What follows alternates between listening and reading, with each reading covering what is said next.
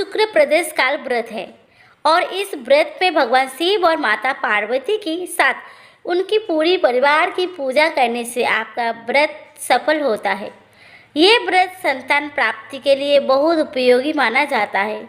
प्रदोष व्रत शुक्रवार को पड़ता है तो ये शुक्र प्रदोष कहलाता है। शुक्रवार के शुभ योग में प्रदोष का व्रत करने से आपको भगवान शिव के साथ माँ लक्ष्मी भी प्रसन्न होते हैं। आइए जानते हैं शुक्र प्रदोष की कथा, जिसको पढ़ने से आपको व्रत का संपूर्ण फल प्राप्त होगा। हर माह आने वाला प्रदोष शिव की कृपा पाने का सबसे बड़ा दिन होता है।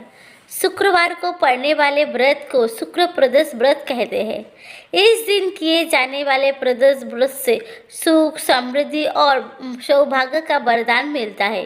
प्रदोष व्रत की पूजा शाम के समय प्रदोष काल में की जाती है। यह प्रदोष सूर्यास्त से लगभग 1 घंटा पहले का समय होता है, जो प्रदोष काल कहलाता है। प्राचीन काल की बात है। एक नगर में 3 मित्र रहते थे। तीनों में ही घनिष्ठ मित्रता थी। उसमें एक राजा के बेटा, दूसरा ब्राह्मण पुत्र, तीसरा सेठ पुत्र था। राजकुमार वो ब्राह्मण पुत्र का विवाह हो चुका था। सेठ पुत्र का विवाह के बाद गौना नहीं हुआ था।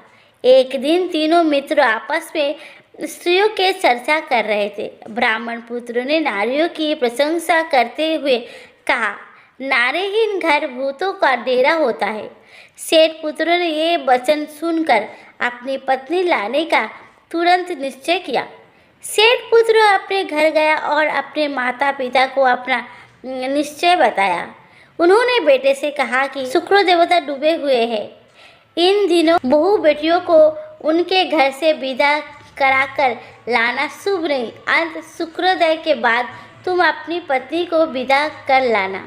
सेठ पुत्र अपनी जिद से टस से मस नहीं हुआ और अपने ससुराल जा पहुंचा।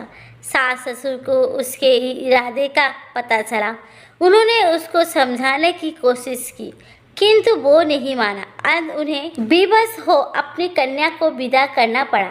ससुराल से विदा होकर पति पत्नी नगर से बाहर निकले ही थे कि उनकी बैलगाड़ी का पहिया टूट गया और एक बैल की टांग टूट गई।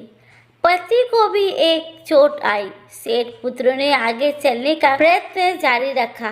तभी डाकुओं से भेंट हो गई और वो धन धान्य लूट कर ले गए। सेठ का पुत्र पत्नी सहित रोता पीटता अपने घर पहुंचा। जाते ही उसे सांप ने डस लिया। उसके पिता ने वैद्यों को बुलाया। उन्होंने देखने के बाद घोषणा की कि आपका पुत्र 3 दिन में मर जाएगा। उसी समय इस घटना का पता ब्राह्मण पुत्र को लगा। उसने सेठ से कहा कि आप अपने लड़के को पत्नी सहित बहू के घर वापस भेज दो।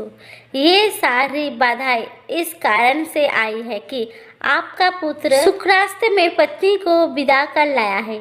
यदि ये वहां पहुंच जाएगा तो बच जाएगा। सेठ को ब्राह्मण पुत्र की बात जच गई और अपनी पुत्र वधू और पुत्र को वापस लौटा दिया। वहां पहुंचते ही सेठ पुत्र की हालत ठीक होनी आरंभ हो गई।